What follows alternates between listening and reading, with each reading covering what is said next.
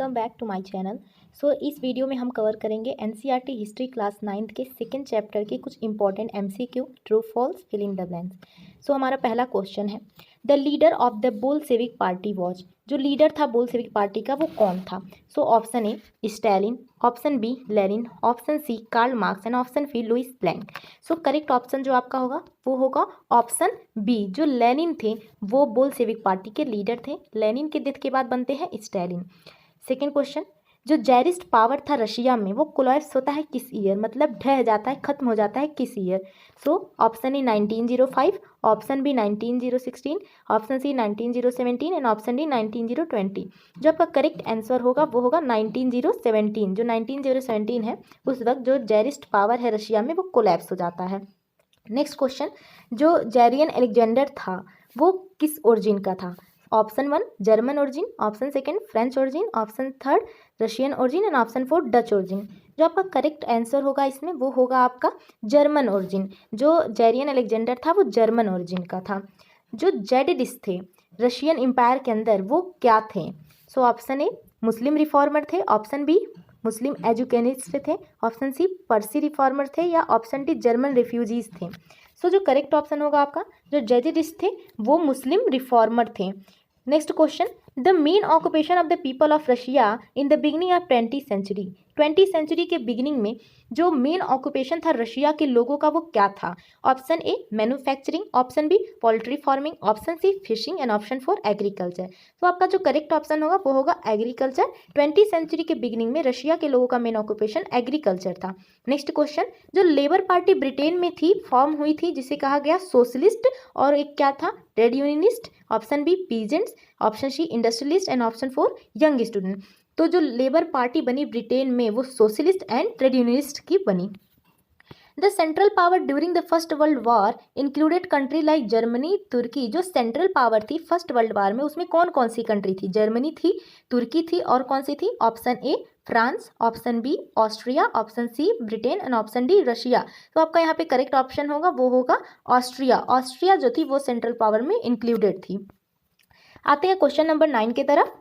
The name associated with April thesis, ऐसा कौन सा नाम है जो अप्रैल थीसिस से रिलेटेड है। Option A Karl Marx, option B Robert Owen, option C Lenin and option D Stalin. आपका करेक्ट ऑप्शन जो होगा वो होगा लेनिन। जो लेनिन थे हमारे वो रिलेटेड थे अप्रैल थीसिस से, वो जुड़े हुए थे। 9 number question, the successor of Lenin was, जो लेनिन था उसका सक्सेसर कौन था। Option A Stalin, option B Kerensky, option C Trotsky and option D Louis Blanc. जो करेक्ट ऑप्शन आपका होगा वो होगा ऑप्शन ए स्टालिन। स्टालिन जो थे वो सक्सेसर थे लेनिन के। Budenovka was the name given to Soviet. Option A boots, option B coat, option C scarf and option D hat. जो बुदियोनोव्का नेम दिया गया था सोवियत को उसका मतलब क्या था। आपका करेक्ट आंसर जो होगा वो होगा हैट। बुदियोनोव्का का मतलब होता है hat. Next question, which among the following group was against of any kind of political और social change.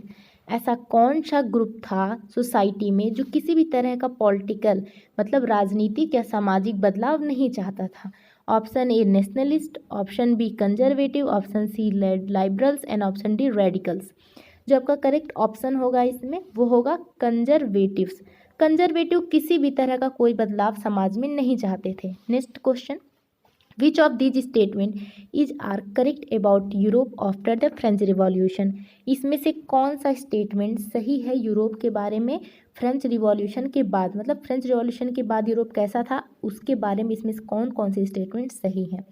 Option A suddenly it seemed possible to change the aristocratic society of the 18th century. ऐसा दिखने लगा French revolution के बाद कि जो aristocratic society है उसको भी बदला जा सकता है 18th सेंचुरी में। Option B however not everyone wanted complete transformation of society. हर कोई कंप्लीट ट्रांसफॉर्मेशन तो सोसाइटी में चाह नहीं रहा था, जैसे कि कंजर्वेटिव वो चाहते थे सोसाइटी जैसी है वैसे ही रहे। Option C some wanted gradual shift while other wanted complete change of society. कुछ लोग ऐसे थे जो चाहते थे थोड़ा थोड़ा चेंज आए और कुछ ऐसे थे जो चाहते थे पूरा ही बदल जाए। जो थोड़ा थोड़ा चेंज चाहते थे वो हो गए हमारे कंजर्वेटिव, मैंने आपको पढ़ाया था सेकेंड चैप्टर में। और जो पूरा बदल जाए ऐसा चाहते थे वो हमारे होगा लिबरल्स एंड रेडिकल्स। फिर ऑप्शन डी है ऑल द एबव। तो इसका जो करेक्ट ऑप्शन होगा होगा all the above. French revolution के बाद कुछ सोसाइटी ऐसी ही हो गई थी यूरोप की। नेक्स्ट क्वेश्चन है विच of the following factor made autocracy unpopular in Russia. जो ऑटोक्रेसी थी वो अनपॉपुलर रशिया में क्यों हो गई, उसके क्या क्या रीजन थे। ऑप्शन ए है कि जर्मन ओरिजिन ऑफ जेरियन अलेक्जेंडर, जो जर्मन ओरिजिन था जेरियन अलेक्जेंडर का, ये रीजन है कि ऑटोक्रेसी अनपॉपुलर हो गई। Option B poor advisor like the monk Rasputin, poor advisor देने वाले लोग थे जैसे मॉन्क रेस्पुटिन की तरह। Option C the huge cost of fighting the world, जो हग कॉस्ट था वर्ल्ड वॉर फर्स्ट का, उसकी वजह से। तो जो आपका करेक्ट ऑप्शन होगा वो होगा option D both A and B, मतलब कि जो जर्मन ओरिजिन था जेरियन अलेक्जेंडर का, उसकी वजह से अनपॉपुलर हो गया ऑटोक्रेसी, और जो पुअर एडवाइजर थे मॉन्क रेस्पुटिन, उनकी वजह से जो ऑटोक्रेसी था वो अनपॉपुलर हो गया रशिया में। Next question how can you say that liberals were not democrat. मैंने आपको जब सेकेंड चैप्टर पढ़ाया था तो उसमें बार बार मैंने यही क्वेश्चन आपसे किया था कि लाइबरल्स जो थे वो डेमोक्रेट्स नहीं थे। आपको यही बार बार बताया था कि एक चीज़ याद रखिएगा, लाइबरल्स डेमोक्रेट्स नहीं थे। ऑप्शन ए क्यों नहीं थे, they did not believe in universal adult franchise, क्या वो यूनिवर्सल एडल्ट फ्रेंचाइज में बिलीव नहीं करते थे इस वजह से। Option B they felt that only man of property should have right to vote, या फिर उन्हें ये लगता था कि जिनके पास प्रॉपर्टी है बस उन्हें वोट डालने का अधिकार होना चाहिए।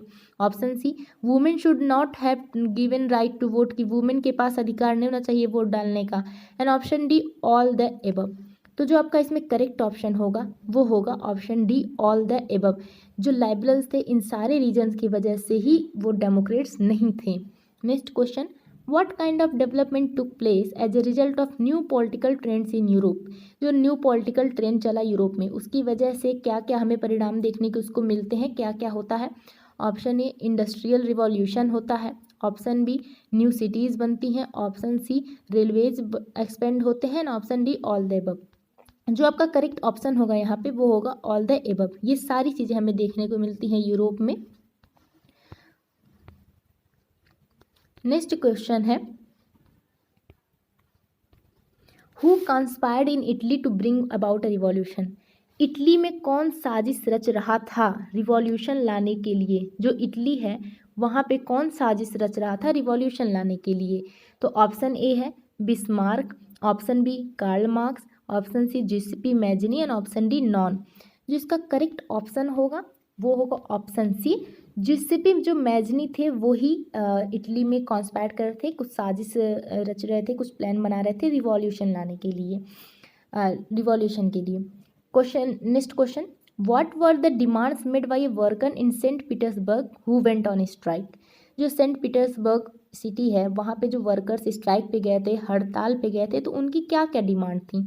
Option A reduction of working time to 8 hour, क्या वो इस चीज़ की डिमांड कर रहे थे कि जो वर्किंग आवर है उसको 8 घंटा कर दिया जाए कम करके। Option B increase is wage, कि वो ये डिमांड कर रहे थे कि हमारी वेज जो है उसको बढ़ा दिया जाए। Option C improvement in working condition, या फिर इम्प्रूवमेंट इन वर्किंग कंडीशन की वो डिमांड कर रहे थे कि जो वर्किंग कंडीशन है इतने ख़राब तरीके से हमसे काम कराया जाता है उसमें इम्प्रूवमेंट आए। या फिर ऑप्शन 4 है all the above.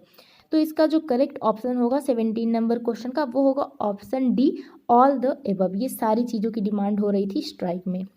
Next question in the world war first which started in 1914 Russia fought against. जो फर्स्ट वर्ल्ड वार जो फर्स्ट था जो 1914 में स्टार्ट हुआ था, रशिया किसके खिलाफ लड़ रहा था। ऑप्शन ए ब्रिटेन और फ्रांस के खिलाफ, option B Germany and Austria के खिलाफ, ऑप्शन सी अमेरिका के खिलाफ, option D all the above. जो आपका इसमें करेक्ट ऑप्शन होगा वो होगा ऑप्शन बी जर्मनी और ऑस्ट्रिया के खिलाफ लड़ रहा था Russia. Next question which of the following statement is are correct. इसमें से कौन सा स्टेटमेंट सही है। Option A by 1916 railway lines in Russia began to break down. 1916 में 1916 में जो रेलवे लाइन्स थी रशिया में वो टूटनी शुरू हो गई। Option B there were labour shortage and small workshop producing essential were shut down. Labour shortage हो गया और जो छोटे मोटे दुकान थे जो एजेंटियल जो चीज़ें थी उसको प्रोड्यूस करते थे वो बंद हो गए। Option C large supply of grain were sent to feed, बहुत ज़्यादा से ज़्यादा ग्रेन को सप्लाई किया जाता था आर्मी को फीड करने के लिए जो वर्ल्ड वार लड़ रहे थे। Option D all the above. जो इसमें करेक्ट ऑप्शन होगा वो होगा option D all the above. ये सारे जो स्टेटमेंट है वो करेक्ट है।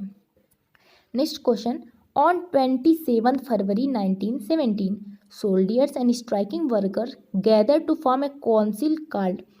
27 फरवरी 1917 को जो सोल्डियर्स थे और जो स्ट्राइकिंग वर्कर थे वो इकट्ठा हुए थे, गैदर्ड हुए थे एक काउंसिल बनाने के लिए। उसको क्या कहा गया? ऑप्शन ए सोवियत काउंसिल कहा गया, ऑप्शन बी पेट्रोग्राड काउंसिल कहा गया, ऑप्शन सी मॉस्को यूनियन कहा गया, या ऑप्शन डी रशियन काउंसिल कहा गया। तो आपका जो करेक्ट आंसर होगा वो होगा ऑप्शन बी, पेट्रोग्राड काउंसिल कहा गया उसे। Next question, which of these demand is are refers to as Lenin April thesis. जो लेनिन का अप्रैल थीसिस था उसमें कौन कौन से डिमांड थे? Option 1 world war first should be brought to an end. जो वर्ल्ड वार जो चल रहा है उसको तो सबसे पहले बंद करो, ये था उसमें। Option B land should be transfer to the peasant. जो लैंड है नोबल्स के उनको बांटो, पीजन्स में ट्रांसफर करो। Option C bank should be nationalise. Bank को नेशनलाइज करो, सारे बैंक को पब्लिक कर दो, कोई भी प्राइवेट बैंक नहीं होना चाहिए। Option D all the above. तो आपका जो करेक्ट ऑप्शन होगा वो होगा option D all the above. ये सारे तीनों डिमांड थे अप्रैल थीसिस जो था लेनिन का उसमें।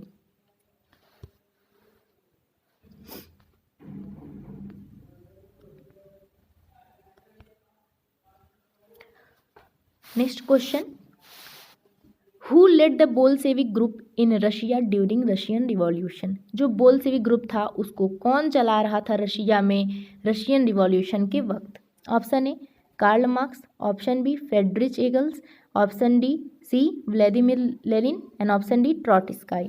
तो आप सभी को पता ही है बोल्शेविक जो ग्रुप था उसका लीडर कौन था? लेनिन थे उसके leader. Next question, socialist took over the government in Russia through the. जो सोशलिस्ट थी वो थोड़ा पावर में आई, गवर्नमेंट के पावर में आई रशिया में किस रिवॉल्यूशन के जरिए? Option A October revolution in 1917, option B November revolution in 1918, option C December revolution in 1990 and option D February revolution in 1920। तो आपका जो करेक्ट ऑप्शन होगा वो होगा option A October revolution in 1917 के जरिए जो सोशलिस्ट है वो थोड़ी पावर में आती है रशिया में। Next question, at the beginning of the 20th century the majority of Russian people work in the. जो 20th सेंचुरी की बिगनिंग थी, शुरुआत थी, उस टाइम पे जो रशियन के ज़्यादा से ज़्यादा लोग थे वो किस चीज़ में लगे हुए थे, कौन से काम कर रहे थे? ऑप्शन ए इंडस्ट्रियल सेक्टर में थे, ऑप्शन बी एग्रीकल्चरल सेक्टर में थे, ऑप्शन सी माइनिंग सेक्टर में थे, या फिर ऑप्शन डी ट्रांसपोर्ट सेक्टर में थे। तो आपका जो करेक्ट ऑप्शन होगा वो होगा ऑप्शन बी, वो लोग एग्रीकल्चरल सेक्टर में लगे हुए थे। Next question, the commune of farmer was known as. जो फार्मर्स की कम्युनिटी थी, समुदाय था, उसे क्या कहते थे? ड्यूमा, यार, मीर, कॉसेक्स। तो जो कम्यून था फार्मर का उसे हम कहते थे mir. Option C is correct option. Next question, what was slogan of the Bolshevik party which brought it into the power. ऐसा कौन सा स्लोगन था बोल्शेविक पार्टी का जो उसको पावर में ले गया रशिया में? Option A all the power to the Soviet, option B all the power to the tsar, option C all the power to the Duma and option D all the power to the middle class. तो जो correct option है वो होगा option A. जो Bolshevik party था उसका मानना था जितना भी पावर है वो सोवियत के पास होना चाहिए। Next question, who were kulaks. Kulaks जो थे वो कौन थे?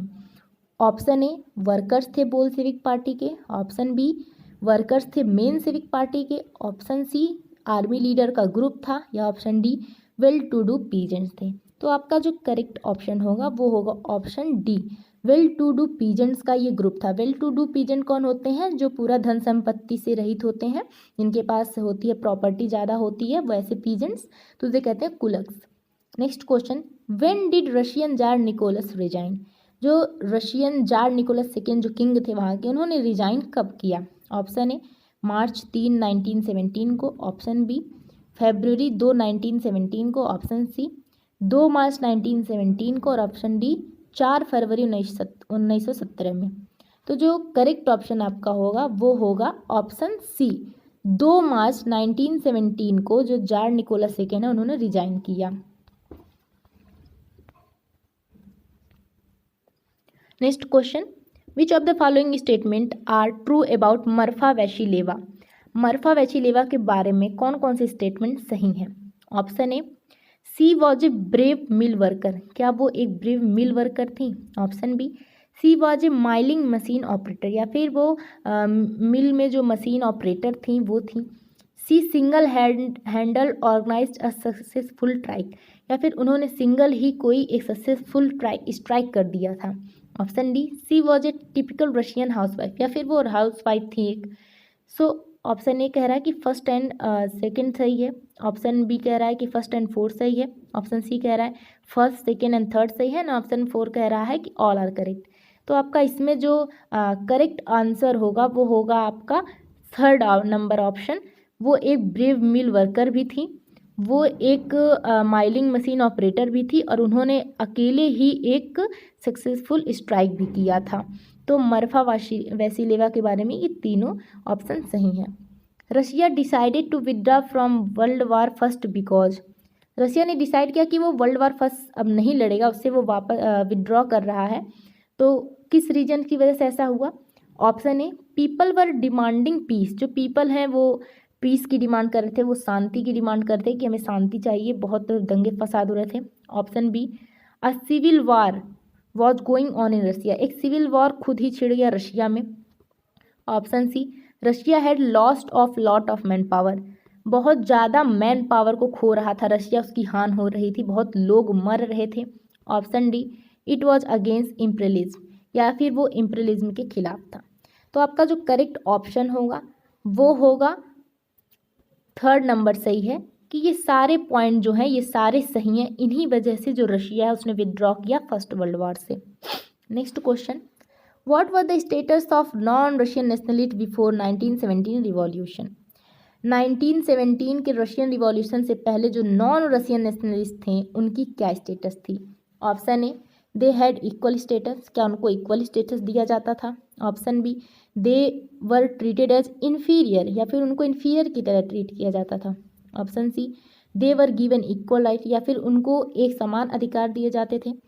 Option D, they were not allowed to practise their own language and culture, या फिर उन्हें अपना खुद का लैंग्वेज या कल्चर प्रैक्टिस करने को अलाउ नहीं था। तो आपका जो करेक्ट ऑप्शन होगा वो होगा option number third, second and fourth. उन्हें इन्फीरियर की तरह ट्रीट किया जाता था और उन्हें अलाउ नहीं था कि वो अपने लैंग्वेज या कल्चर को प्रैक्टिस करें। Next question, what were the feature of the communist international? जो कम्युनिस्ट इंटरनेशनल था उसके क्या क्या फीचर थे? Option A, it was form to promote socialist revolution on an international scale, ये फॉर्म हुआ था प्रमोट करने के लिए सोशलिस्ट रिवॉल्यूशन को एक इंटरनेशनल स्केल पे, अंतर्राष्ट्रीय स्केल पे।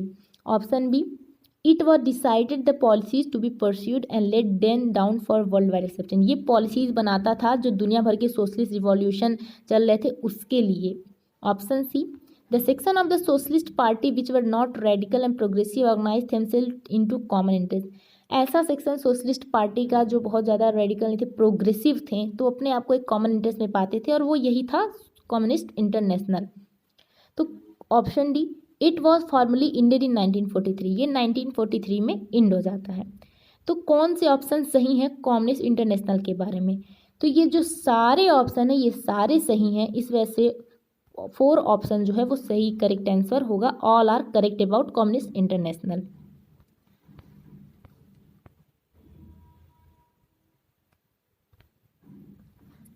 Who started collectivisation? कलेक्टिवाइजेशन क्या था?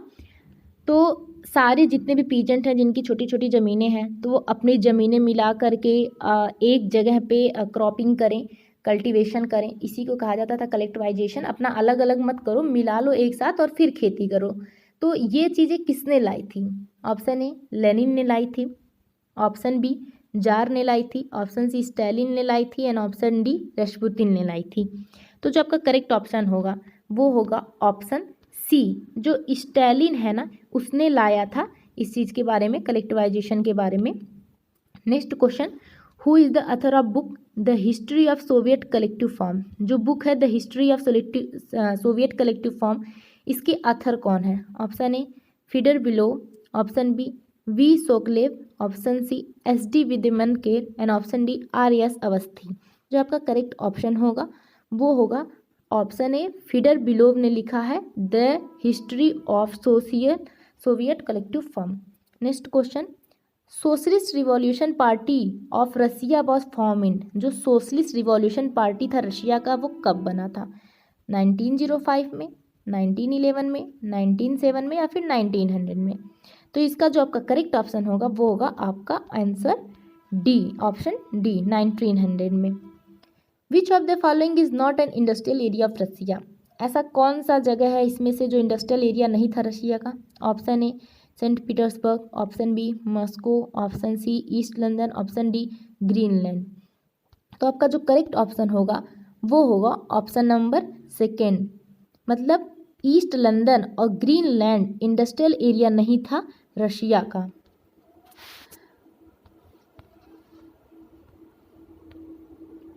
Bloody Sunday incident occurred in, जो ब्लडी संडे इंसिडेंट था वो कब हुआ था?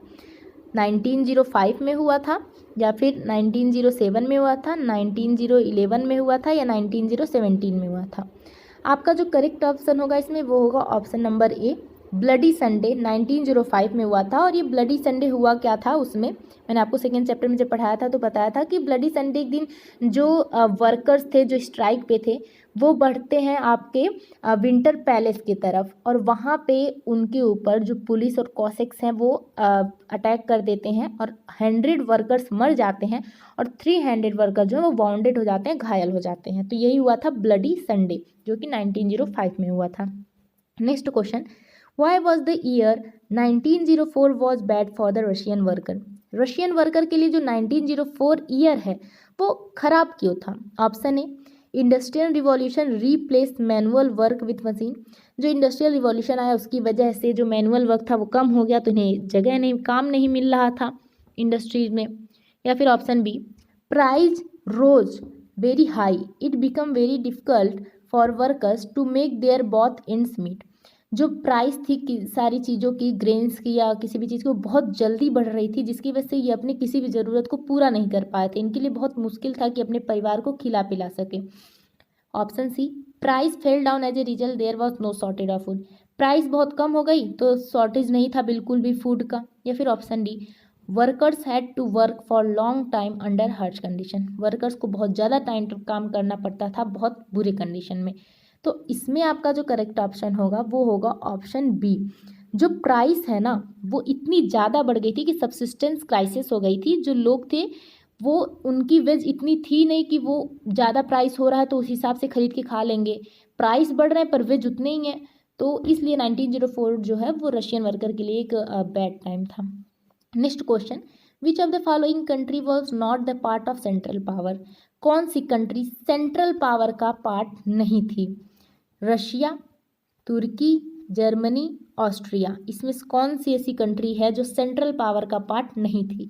तो मैंने आपको बताया था सेंट्रल पावर में हमारा जर्मनी था, तुर्की था और ऑस्ट्रिया था, रशिया नहीं था। जो रशिया था वो किस में था, वो एलाइज पावर में था, तो रशिया पार्ट नहीं था सेंट्रल पावर का। Next question, 4 countries ABCD are given below, identify which was not part of allies, allies का पार्ट कौन नहीं था?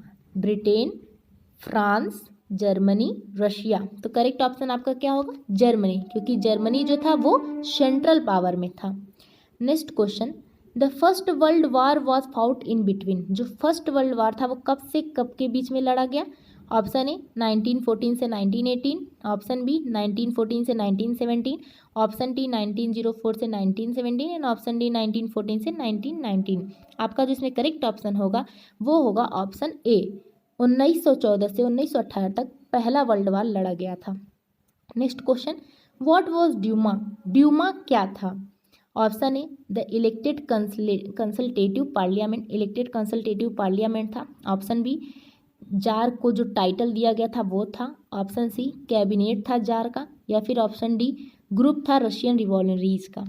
तो आपका जो करेक्ट ऑप्शन होगा वो होगा ऑप्शन ए, ये ड्यूमा एक इलेक्टेड कंसल्टेटिव पार्लियामेंट था।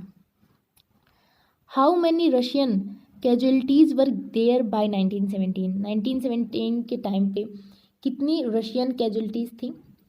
Option A 10 million, option B 9 million, option C 7 million और ऑप्शन डी 8 मिलियन। जो आपका करेक्ट ऑप्शन होगा वो है option C 7 million. Next question, the civil war in Russia broke out, जो सिविल वॉर था Russia में, गृह युद्ध था रशिया में, वो कब छिड़ा, कब तक चला? ऑप्शन ए 1918 से 1920 तक, ऑप्शन बी 1918 से 1919 तक, ऑप्शन सी 1917 से 1918 तक, एंड ऑप्शन डी 1911 से 1914 तक। जिसमें आपका करेक्ट ऑप्शन होगा वो होगा ऑप्शन ए, 1918 से 1920 तक चला था आपका सिविल वॉर रशिया में।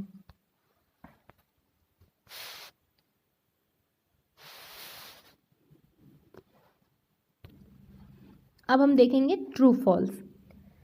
Option A, sorry, question number 1, the radicals wanted a nation in which government was based on the majority of country population.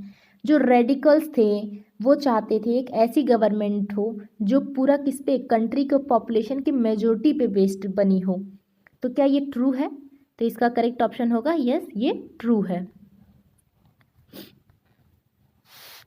B, conservatives were not oppose to radicals and liberals. क्या conservative जो थे वो radicals और लाइबरल्स का oppose नहीं करते थे, उनके खिलाफ नहीं थे? तो ये गलत है, वो उनके खिलाफ थे। तो ये आपका फॉल्स हो जाएगा। Industrialisation brought man women and children to factories. क्या इंडस्ट्रियलाइजेशन ने बच्चों, आदमी और औरत को इंडस्ट्री तक खींच लाया? तो ये आपका सही है। Liberals opposed to the privilege, the old aristocracy firmly believe in the value of individual effort, labor and enterprises। जो लाइबरल्स थे ना, वो अरिस्टोक्रेसी के प्रिविलेज जो दी जाती थी उसके खिलाफ थे, और वो इंडिविजुअल के एफर्ट में बिलीव करते थे, इंटरप्राइजेस में बिलीव करते थे। तो ये आपका करेक्ट होगा, डी आपका ट्रू होगा।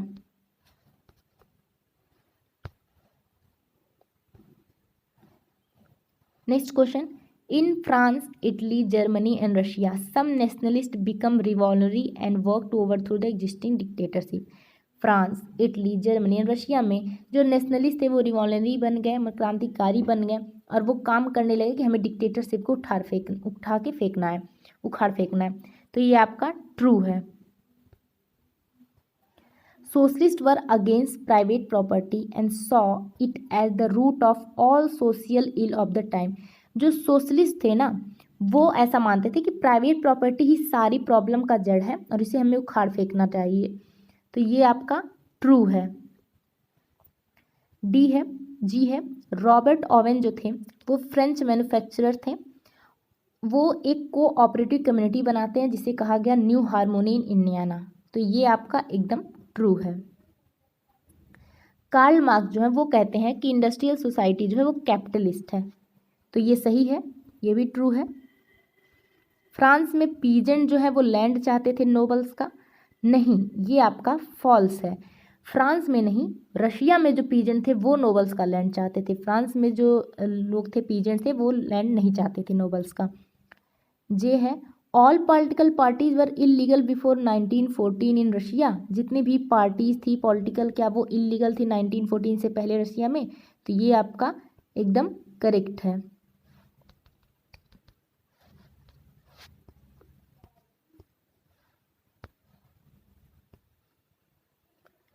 सम रशियन सोशलिस्ट फील्ड दैट, ऐसा लगता था कुछ रशियन सोशलिस्ट को कि जो रशियन पीजेंट हैं, जो वो अपने लैंड को डिवाइड कर लेते हैं पीरियोडिकली, और वही उनको बनाता है नेचुरल सोशलिस्ट। मतलब कि जो रशियन सोशलिस्ट पीजेंट हैं, वो उनके छोटे छोटे लैंड जो है उसको वो इकट्ठा कर लेते हैं, मतलब मिला लेते हैं, उस पर वो खेती करते हैं, उसके बाद जो होता है वो अपने में बांट लेते हैं। यही चीज़ उनको बनाता है नेचुरल सोशलिस्ट। तो एकदम सही है, ये आपका ट्रू होगा। जो सोशलिस्ट रिवॉल्यूशनरी पार्टी है वो 1905 में बनी थी, नहीं, सोशलिस्ट रिवॉल्यूशनरी पार्टी 1905 में नहीं, 1900 में बनी थी। 1905 में ब्लडी संडे हुआ था। जो व्लादिमीर लेनिन है, उनको लगता था कि रिप्रेसेसिव सोसाइटी, ये जो रिप्रेसेसिव सोसाइटी है जैसे ज़ारिस्ट की रशिया में, तो जो पार्टी है उसको डिसिप्लिन होनी चाहिए। ऐसे सोसाइटी में जो पार्टी है उसको डिसिप्लिन होना चाहिए, एंड नंबर ऑफ इक्वालिटी होनी चाहिए इसके मेंबर्स में। तो ये व्लादिमीर सही सोचते थे, ये आपका ट्रू है। जो ईयर था 1904 का वो बैड था रशियन नोबल्स के लिए, नहीं, जो ईयर था 1904 का वो रशियन नोबल्स के लिए बैड नहीं था, वो रशियन पीजेंट्स के लिए बैड था। तो ये आपका फॉल्स है। The procession of workers led by Father Gapon when reach Winter Palace take by the police and the Cossacks. जो प्रोसेशन था वर्कर का, जब वो पहुंचते हैं फेल्टर गिबन के द्वारा विंटर पैलेस में, तो वहाँ पे उनके ऊपर पुलिस अटैक कर देती है, कॉसिक्स अटैक कर देती है, तो उसी को तो कहा गया था ब्लडी संडे। तो ये आपका ट्रू है, अटैक किया गया था पुलिस और कॉसिक्स के द्वारा।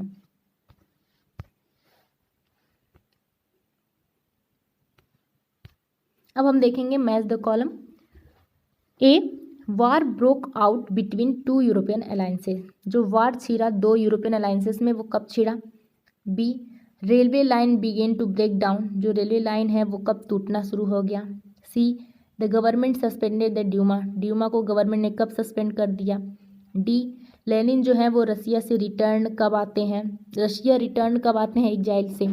और ई, फॉर्मेशन ऑफ कॉमिंटर्न। कॉमिंटर्न का फॉर्मेशन कब हुआ? तो जो वार दो यूरोपियन अलायंसेस के बीच में छिड़ा, वो आपका छिड़ा था 1914 में, और वही तो 1914 से 1918 तक चला था, फर्स्ट वर्ल्ड वार हुआ। रेलवे लाइन जो है वो टूटनी चालू हो जाती हैं आपकी 1916 में। जो गवर्नमेंट है वो सस्पेंड कर देती है ड्यूमा को 25 फरवरी को, और जो लेनिन है वो वापस आते हैं रशिया 1917 में एग्जाइल से, और कॉमिंटर का फॉर्मेशन हुआ था 1919 में। तो आपका इसे सही से मैच कर देते हैं।